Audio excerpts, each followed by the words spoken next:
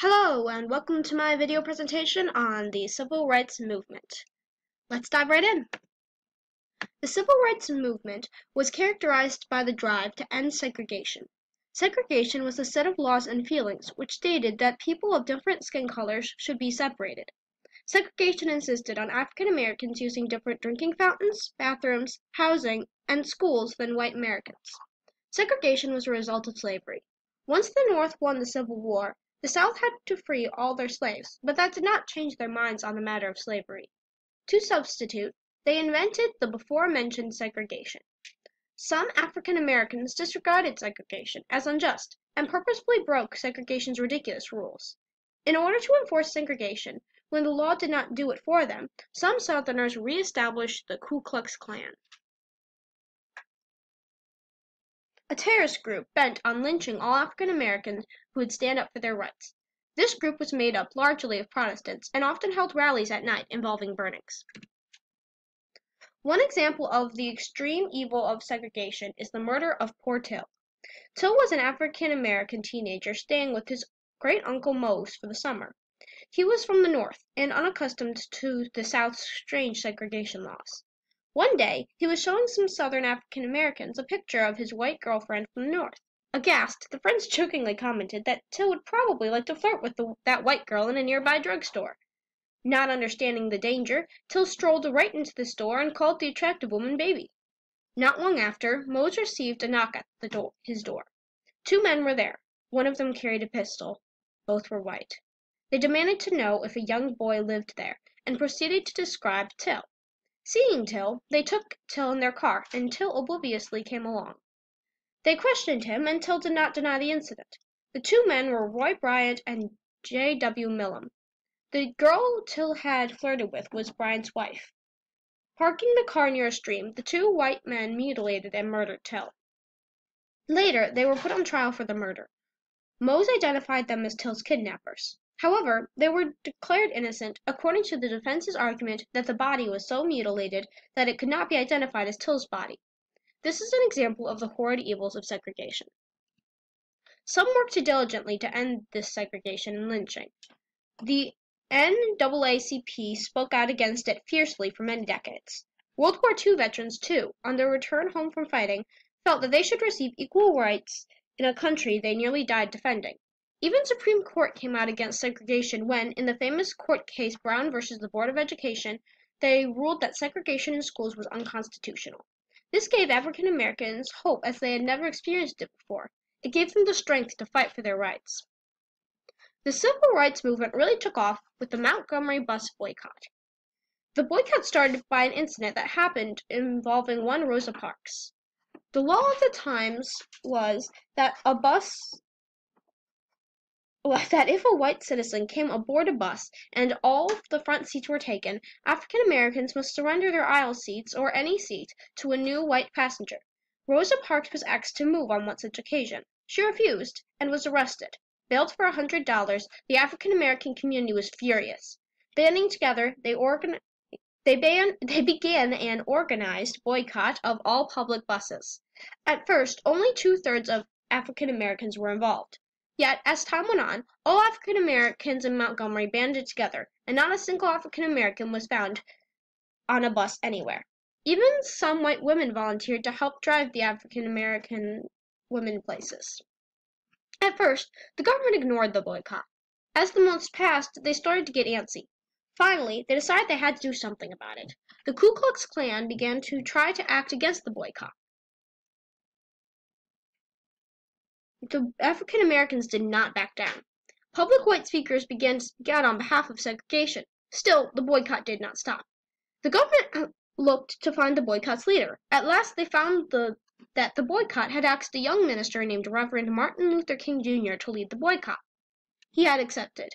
Many bombs had been planted trying to kill him and his family, yet he still did not call off the boycott.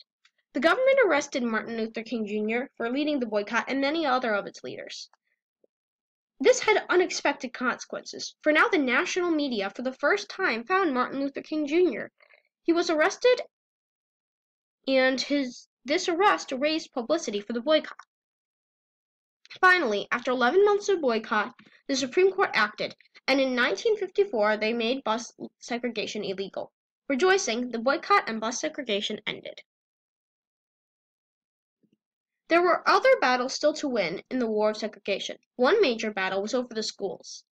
While it would appear that the Supreme Court won this for African Americans, things were not that simple. Trying to follow the Supreme Court's decision, but wanting to at the same time take the transition slowly, Little Rock Central analyzed some grades and decided to admit the smartest 9 African American students of Little Rock to come and attend. These students were Minnie Jean Brown, Elizabeth Eckford, Ernest Green, Thelma Mothershed, Melba Catillo, Gloria Ray, Terrence Roberts, Jefferson Thomas, and Carlotta Walls. These were the Little Rock Nine. Little Rock was located in Arkansas. The governor of Arkansas, upon hearing Little Rock's decision, decided he would not tolerate it. Calling in state troops, he stationed them at the school to keep the 9 from attending, claiming it was for their own protection. While 8 of the 9 carpooled together to the first day of class, Elizabeth did not have a telephone and therefore was the only one of the 9 to arrive alone. Alone or not, though, all 9 were denied entrance by state troops. Hearing this, the President of the United States was furious. It was his job to defend the Supreme Court's decision, and that he did. The state removed the state troops, but kept the police there. This was not enough. The President called in federal troops to remove the police. And the federal troops personally escorted the 9 into school. Each of the 9 received 1 federal troop as a bodyguard. It was a difficult year. The 9 were often bullied. And once Minnie, being sick of it in a lunch line, dumped her chili on the head of a stupid racist kid. All the help applauded, but Minnie was expelled.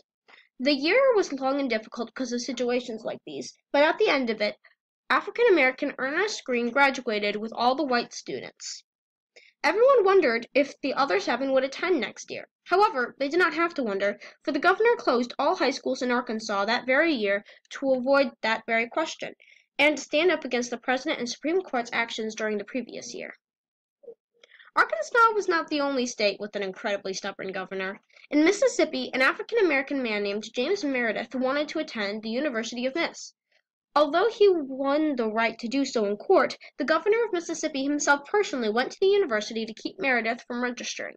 The president and the governor had many secret telephone conversations, but when it became apparent that the governor would not change his stance, the president had federal troops smuggle Meredith to an undisclosed location on campus to register. A mob formed and shot the guard, shooting 35 marshals. The marshals were ordered not to fire on the mob. 2 people died. The army arrived, and things were calmed down by morning. James Meredith successfully registered, attended, and graduated from the University of Mississippi.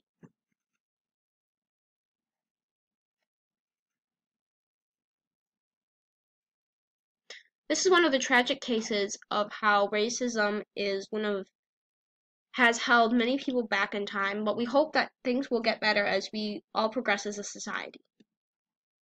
In conclusion, the civil rights movement was a war against segregation. The evils of segregation are blatantly shown in the murder of young Till. The NAACP, African American World War II veterans, and the Supreme Court fought for the end of segregation. Rosa Parks' bravery led Martin Luther King Jr. to lead the Montgomery bus boycott, which led to the end of bus segregation. The Little Rock Nine and James Meredith showed that the road to equality would be long and hard, but possible. The civil rights movement is a reminder of how evil man can become, but it also shows us how much man can accomplish and how much he can grow and learn to be more just. It shows there is evil, but that it can be conquered. Thank you for watching my video today. If there's any way I can improve these in the future, please let me know. And remember, racism is still a big problem in modern society. We must all strive to treat each other with the dignity of human beings, regardless of our race or ethnicity. That's all, folks.